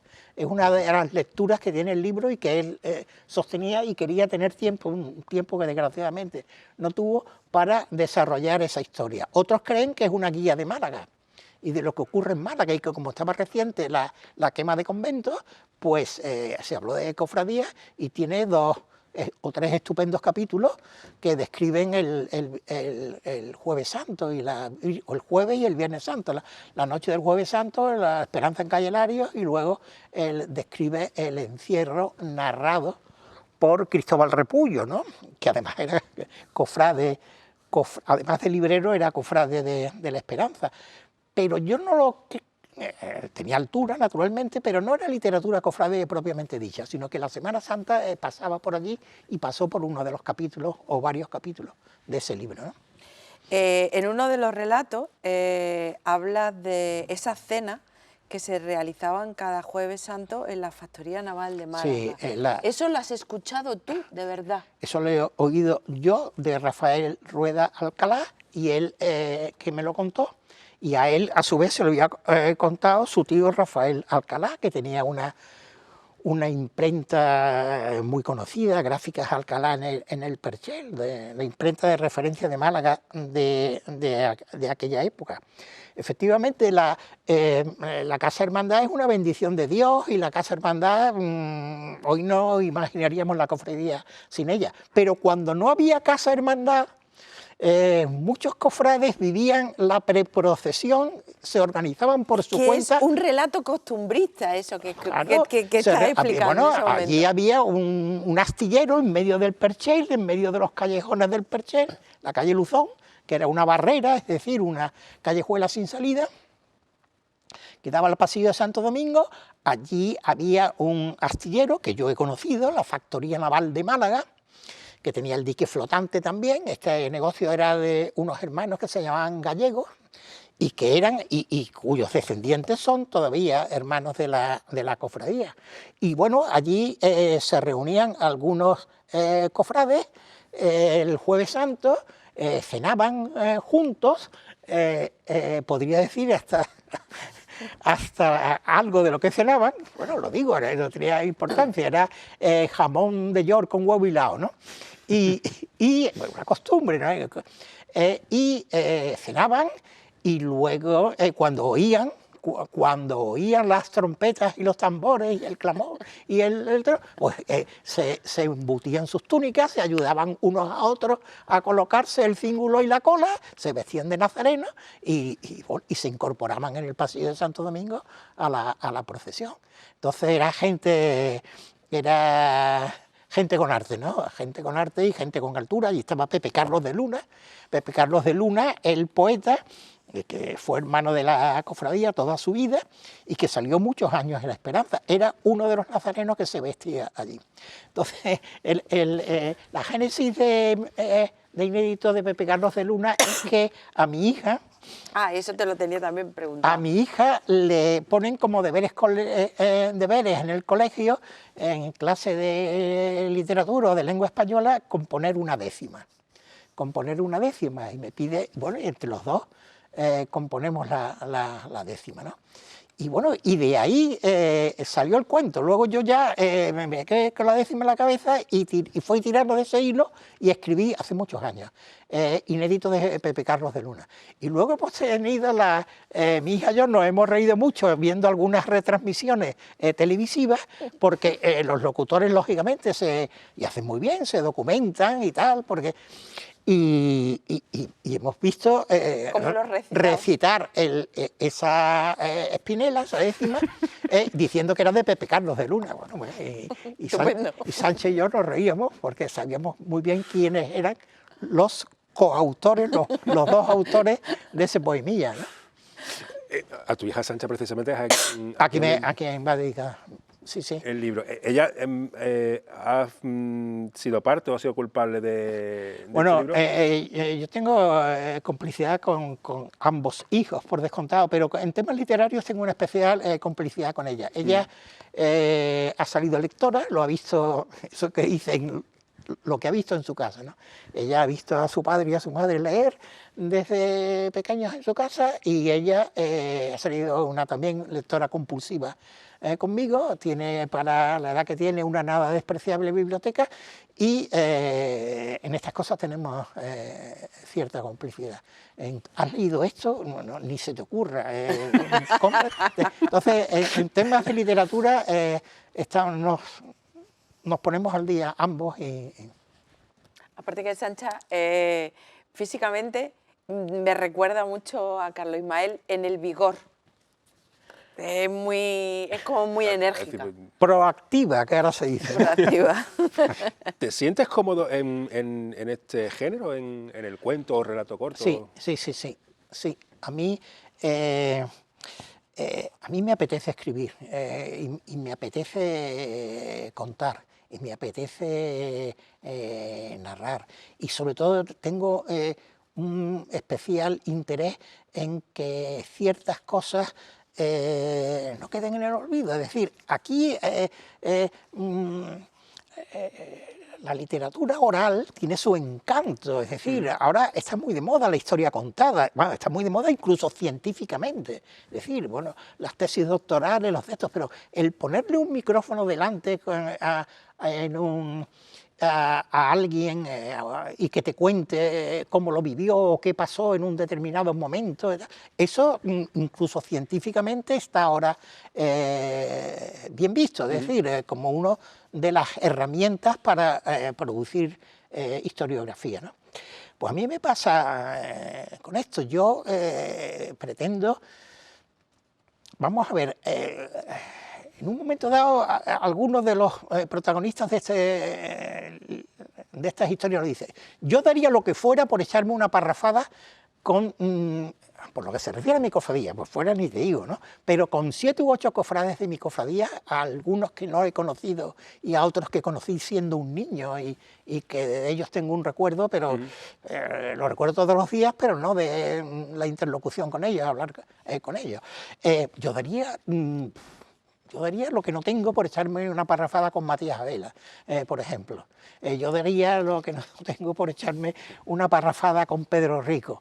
Es decir, me podrían contar muchos temas que a mí me interesan, y no digamos con los de los siglos para atrás, hasta llegar a los 400 años que tiene en sus libros de actas asentados la Archicofradía del Paso y la Esperanza. No diga. Entonces, eso se ha perdido. Eso se ha perdido, se pierden muchas cosas por no fijarlas en un papel o en cualquier otro soporte, como ahora se dice, ¿no? Y a mí me apetece. Yo tengo, bueno, no soy un gran escritor, pero sí tengo las suficientemente herramientas como para poner en pie estas torpes líneas. No, de torpes nada, pero estaría muy bien que todos hiciéramos un poco de esa transmisión oral que hemos escuchado de nuestros abuelos o de personas más mayores o incluso coetáneos, incluso contar cosas que nos han pasado ahora, dejarlas escritas. Y preguntarles a los abuelos, que muchas veces nos pensamos sí, además eso sería fundamental. Lo sabemos todo y los tenemos ahí.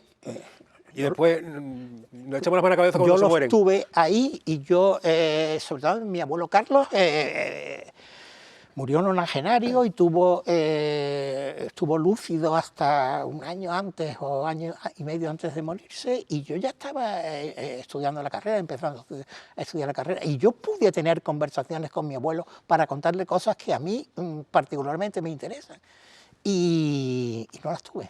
Y me lamento de ello, Entonces, al menos por lo que se refiere al ámbito cofrade, pues estas historias que todos hemos oído en la sala de Albacea, estas que se cuentan recurrentemente, que al final ya no sabe que cada uno adorna y tal, bueno, pues yo he hecho mi cuarto de espada y las adorno también y las cuento. Nos queda muy poco para terminar este bloque, pero quiero preguntarte, porque en el cuento de Triguero, de Francisco Triguero, hay una frase en un momento dado que dice que hay una polémica epistolar. ¿Se puede decir quién fue? Sí. Sí, fue con Lola Carrera. Lola Carrera escribía también cuentos y mi relato de Triqueros, mi cuento, que se publicó en el boletín de la cofradía, pues contradecía algunos extremos de la historia que ella había contado. Entonces, ahí tuvimos una polémica epistolar que, bueno, que acabó por descontado, como no podía ser de otra manera, en los términos amistosos y hasta cómplices. Pero dentro de, o sea, en los periódicos. No fue en los periódicos. Ella me escribió una carta cuando salió el cuento. Ella entonces era tu predecesora como archivera en la agrupación.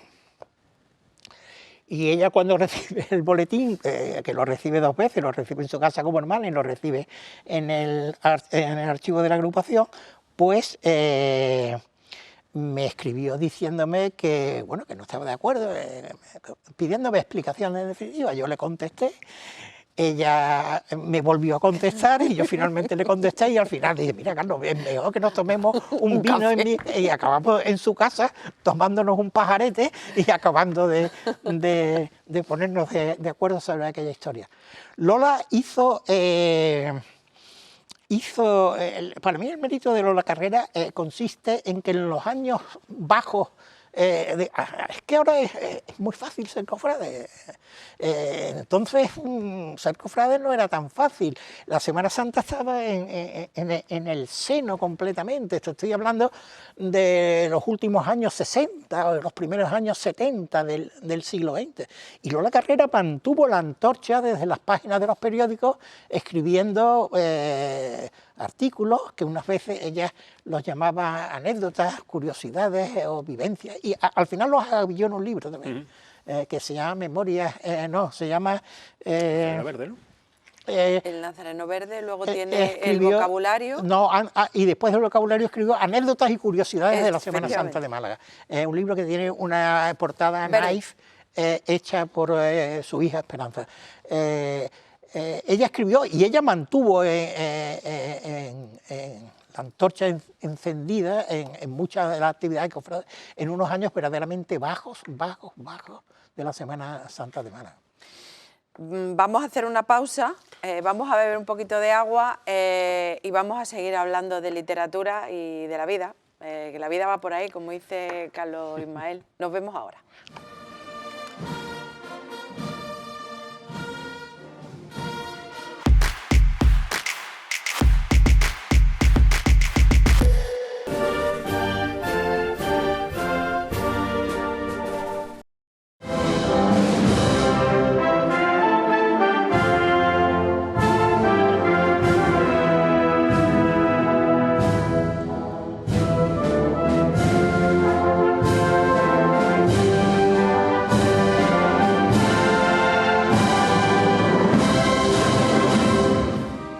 Seguimos hablando de este librito de cuentos que ha presentado Carlos Ismael. Estamos últimamente que lo tiramos con el tema de los libros. ¿Será que también aquí en esta mesa nos gusta leer bastante? Por cierto, ¿cuál es el último libro que te has leído? Estoy leyendo Muñoz Molina, El verano del Quijote.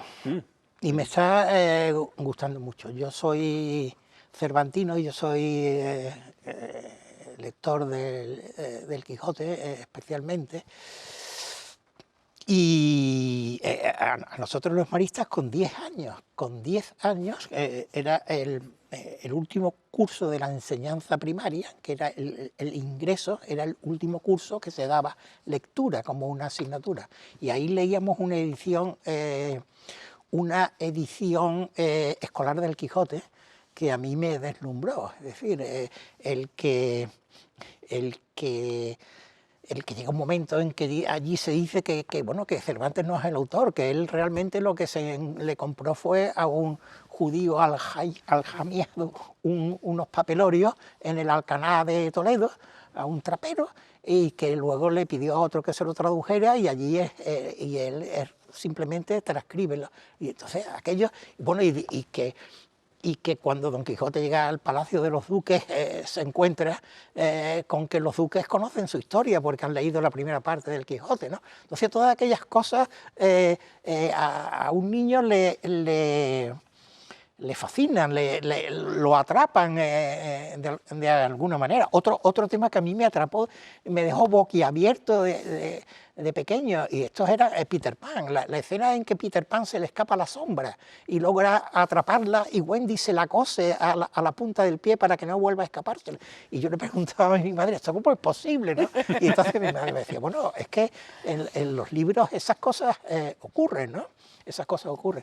Entonces, estoy leyendo y es una especie de comentario del Quijote, pero mezclado con sus vivencias del mundo rural, de la Úbeda de los años 60, donde, como él pone de relieve acertadamente, el mundo rural de los primeros años de los años 60 en un pueblo de la provincia de Jaén era el mismo mundo rural que Don Quijote, que Cervantes pateó en Andalucía como comisario, cobrando impuestos o recabando cebada y aceite para la Gran Armada, ¿no?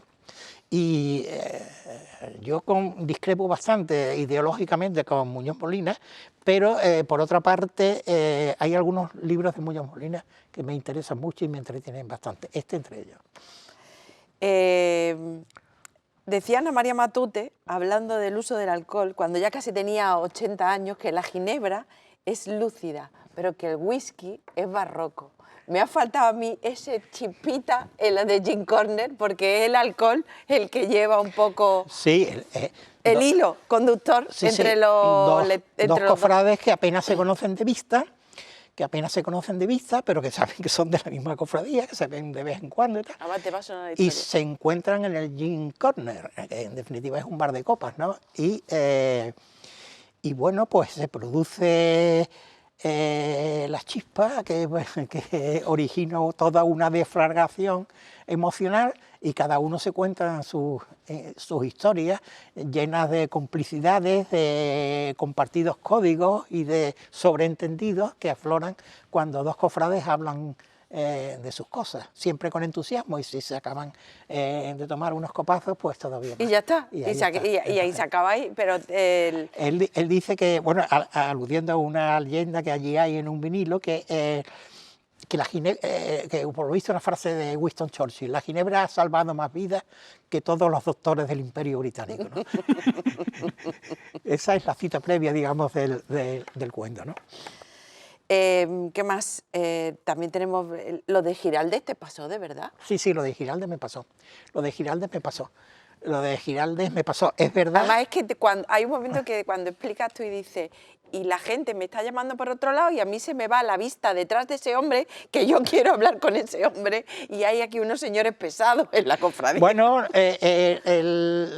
eso pasa en todas las cofradías, pero en la nuestra pasa el Jueves Santo por la mañana, antiguamente bajo los tinglados, y desde hace muchísimos años en el Salón de Tronos, pues es el lugar de encuentro, hay una especie de ambiente, se vive bonito, con la inquietud previa a la salida procesional y los que vienen de fuera y los que ves una vez al año y los que nos faltan a la cita y las familias que vienen enteras. Y bueno, y se crea un ambiente especial que es muy bonito vivir. Cuando tienes responsabilidades de gestión en tu cofradía y eres en ese momento el hermano mayor, pues tienes pues labores representativas de atender a unos y a otros y escucharlos y saludarlos y tal.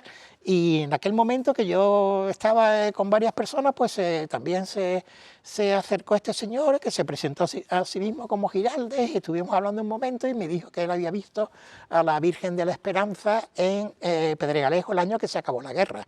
Me cogió, pero lo que tú acabas de decir, si estás atendiendo a otros, tú no puedes, y te ves que Giraldez se va enseñándole a sus hijos el manto de la Virgen o la cruz del Nazareno, o lo bonita que están las flores este año y tal, pero no tienen la oportunidad de decirle, dejadme a mí que aquí ha habido un hilo del que yo quiero tirar. Y que nunca más pudiste... Y que nunca más tuve. Entonces, bueno, no importa, para eso está la imaginación y para eso está la literatura, para recrear. Yo creo, además lo digo aquí, que que la realidad alterada a veces es más certera que lo propio que pasó. Es decir, cuando tú no ves un poco más allá de tus narices, tienes que abrir tienes que abrir y bueno, y escribir. A mí me impactó mucho en el Colegio Mayor. En el Colegio Mayor, en Granada, en los años que yo estudiaba Derecho, vino un profesor de literatura a dar una conferencia y yo me acuerdo del tema perfectamente, que había salido un libro muy famoso, Opiniones de un payaso, ¿no? Que es un libro que impactó mucho en su época. Y entonces decía, el autor, que creo que se llama Boll, decía, a mí es que la realidad me aburre. Entonces, si la realidad te aburre, tú puedes alterar la realidad escribiendo y fabulando, no engañas a nadie. Esto son relatos, lo dice, es decir, cuentos. Relatos cortos son cuentos o cuentos cortos, ¿no? O como lo queramos llamar. Si en algún momento no entienden la referencia que estoy haciendo, antes de que él me conteste, es para no destripar el cuento. Entonces probablemente, a lo mejor deberían, después de que se lean el libro, vuelven a ver esta parte y entonces entienden algunas contestaciones. Es que acabo de caer. Carlos Ismael, tú además has tenido la suerte de compartir. ¿Tú te has dado cuenta de gente que has conocido? O sea, que yo haga así de cabeza, que a ti será Chicano, Lola, Antonio. Sí, pero esos son de antes de ayer. Soy lo suficientemente viejo para haber conocido a Ángel Cafarena y a Rafael Cafarena Sola y a gente que yo de mi cofradía, que ya los tienes como una nebulosa, ¿no? Porque ahora no hay tanta distancia entre un cofrade con 14 o 15 años y un señor de 40 o 45. Cuando yo tenía 13 o 14 años, era más difícil acceder y hablar con un cofrade de más edad. Ahora nos tratamos más de igual a igual. Somos, por así decir, hablo de mi generación, ¿no? Más accesible. Es decir, la gente de mi generación, cualquiera, y hay algún albaceilla que lleva 2 años en la cofradía y se te acerca a preguntarte una cosa y pegas tú la hebra con él y a lo mejor Entonces, había más distancia, había cierta barrera en franquearla, ¿no? Había algunos que por descontado, especialmente bondadosos o que les gustaban el trato con los niños, porque nosotros éramos los niños, aunque ya tendríamos 15 o 16 años, pues decía, mira, Carlitos, mira, y pegábamos la hebra, pero era más difícil intergeneracionalmente acceder a determinadas personas en determinados sitios. Hoy hay mucha más facilidad, gracias a Dios, claro. ¿Eres de los que le gusta perpetuar eso de contarle cuentos a los nietos? Sí, mi hijo le cuenta a mi nieta un cuento cada noche antes de acostarse y se pone con ella en la cabecera de la cama y leen entre los dos un cuento o se lo cuenta él.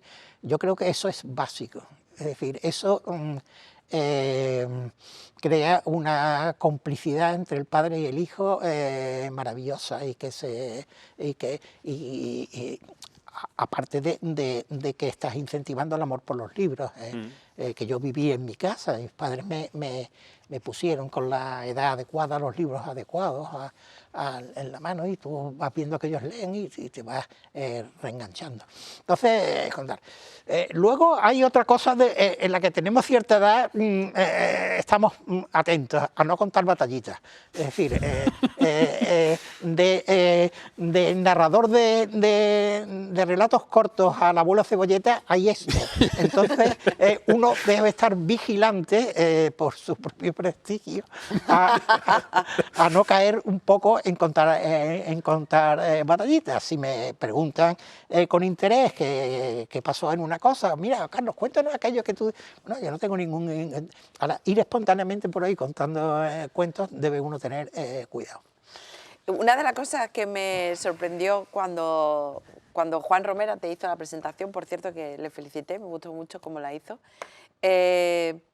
es ese detalle que lo va a contar él ahora, que él dice que es una manía. Yo después cuando yo pensaba, yo decía, ya no es una manía porque ha dejado de hacerlo, pero ahora entiendes por qué tiene la memoria que tiene, que seguramente él sabe perfectamente lo que hizo ayer y yo todavía tengo que echar a pensar.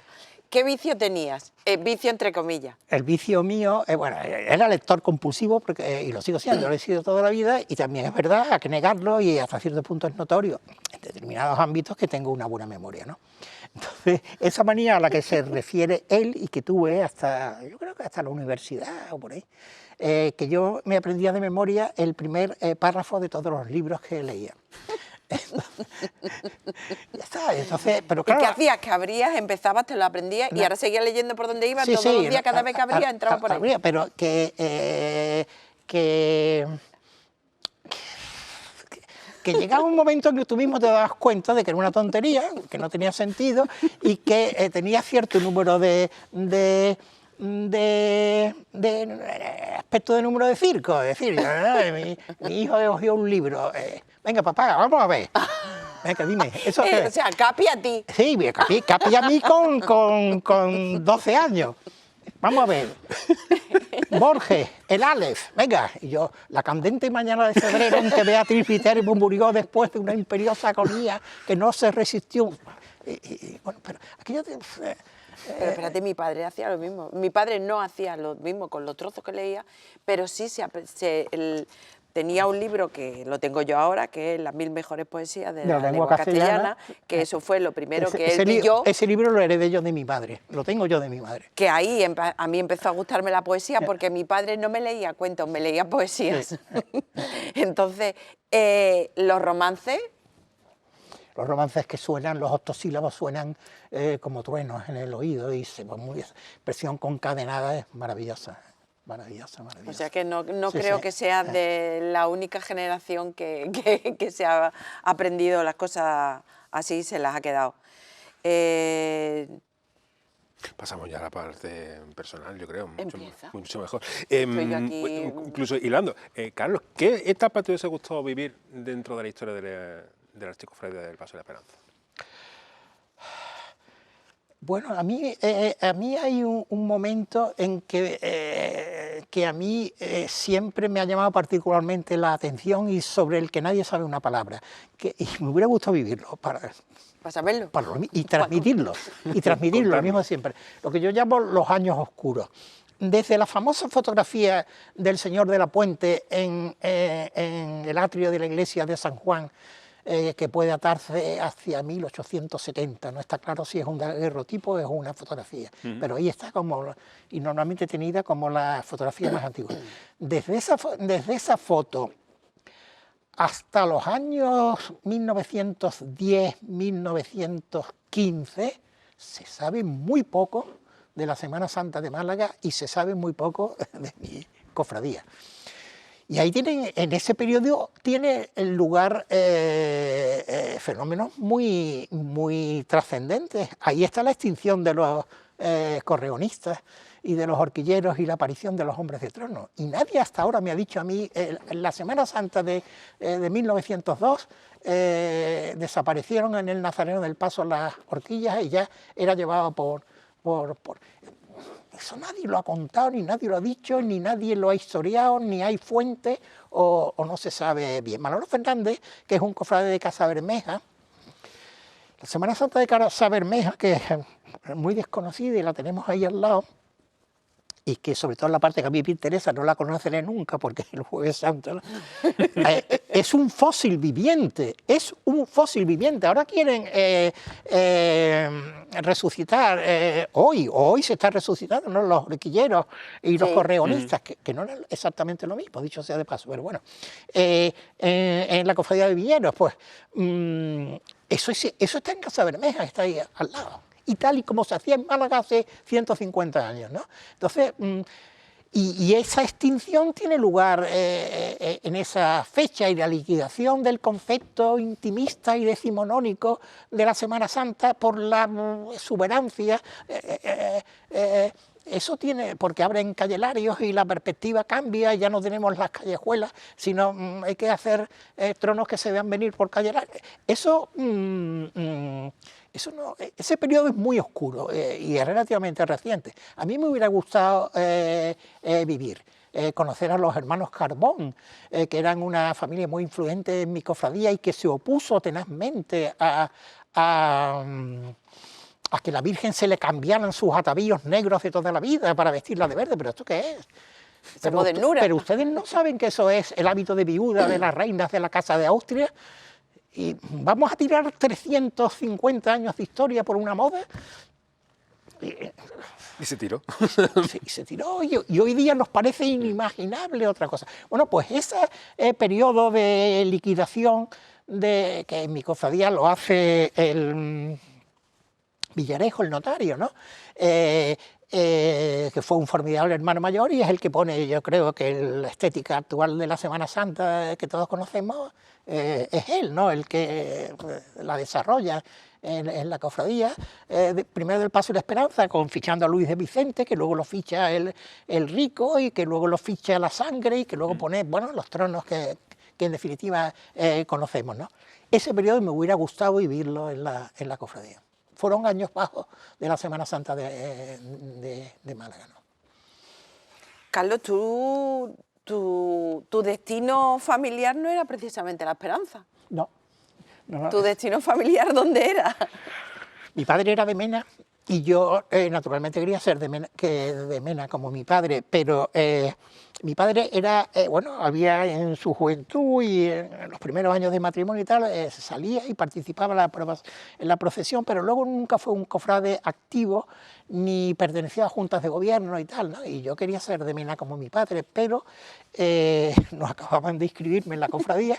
No, espérate, que va a venir Pepe de las Heras, que es el que tiene los boletines, y no acaba de llegar. Y bueno, y a mí, en mi clase, en los maristas, la gran mayoría de la clase de mis amigos eran todos de la Esperanza y yo acabé de la mano de Curro Ruiz Girón, mi gran amigo, en la Cofradía de la Esperanza. Sí, sí. Durante un tiempo fuiste como una especie de juez, no sé si juez o el gran pacificador de la Semana Santa. Viendo aquello con perspectiva, ¿cómo lo viviste?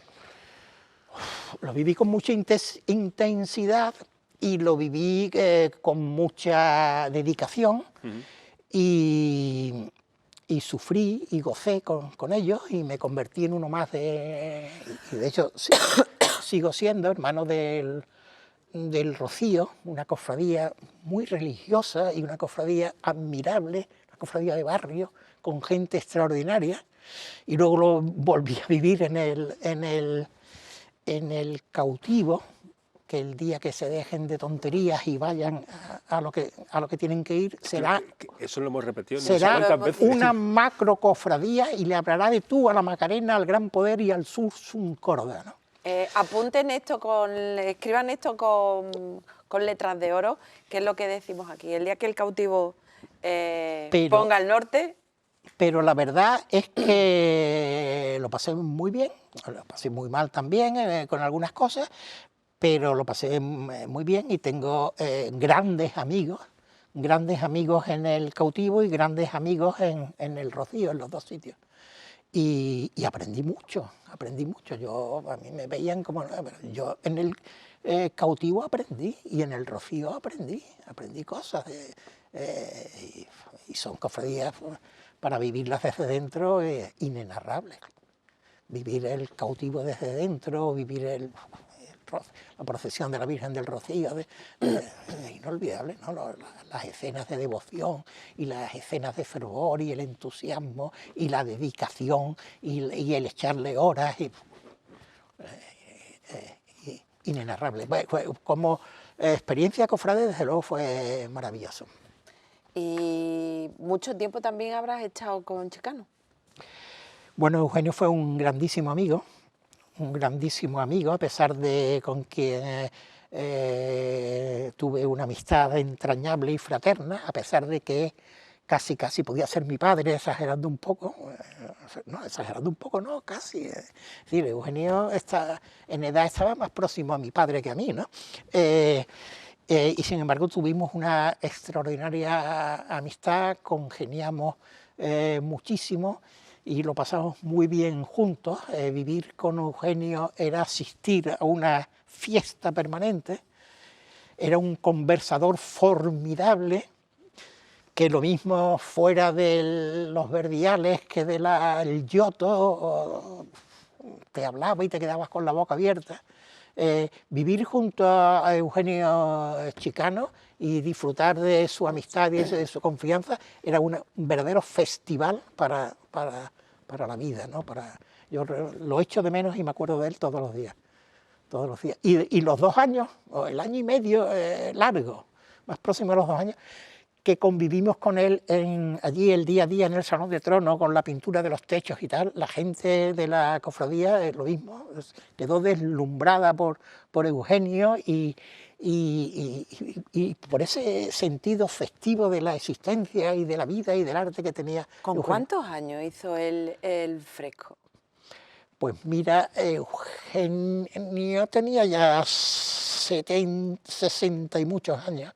60 y muchos años. Él insistía mucho en que una cosa que a mí a esa edad me llamaba la atención, ahora ya no tanto, si la salud me lo permite, bueno, bueno, pues allí estaba el tío subido en un andamio, que al final se cayó de lo alto del andamio y no se mató de milagro, como Murillo, ¿no?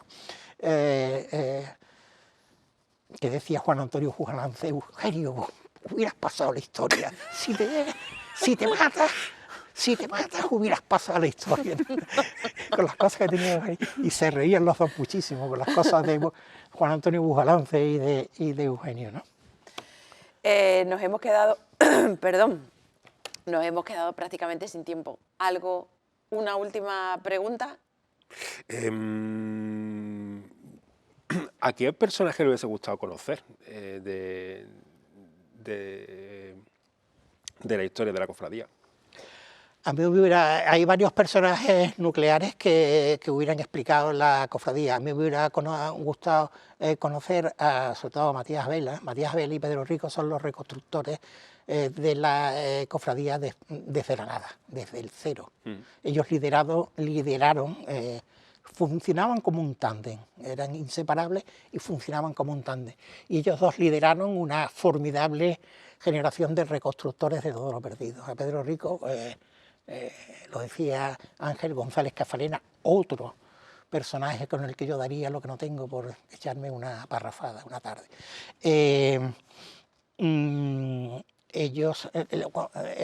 Ángel González Cafarena dice en un momento dado, a Pedro Rico le entregamos la carita de la Virgen, y es verdad que lo que le entregaron de la cofradía era la carita de la Virgen, y nos devolvió una cofradía. Bueno, y ellos iniciaron la reconstrucción y con una falta de medios y con una en medio de la pobreza y de la necesidad generalizada tras la guerra y tiempos de hambre y tiempos muy duros, ellos mantuvieron la ilusión y pusieron en pie una cofradía. A mí a ambos me hubiera gustado muchísimo conocernos.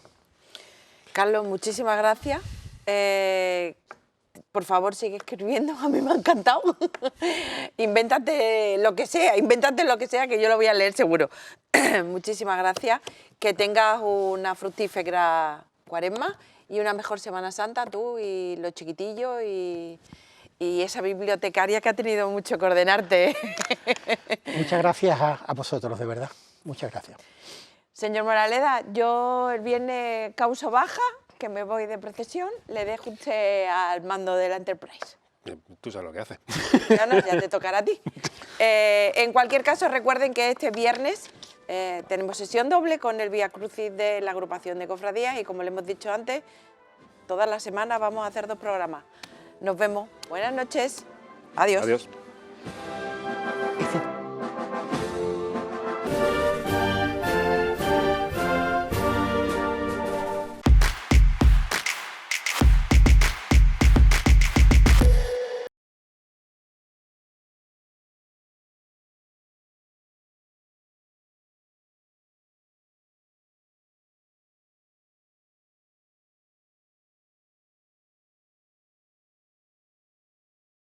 Sevilla.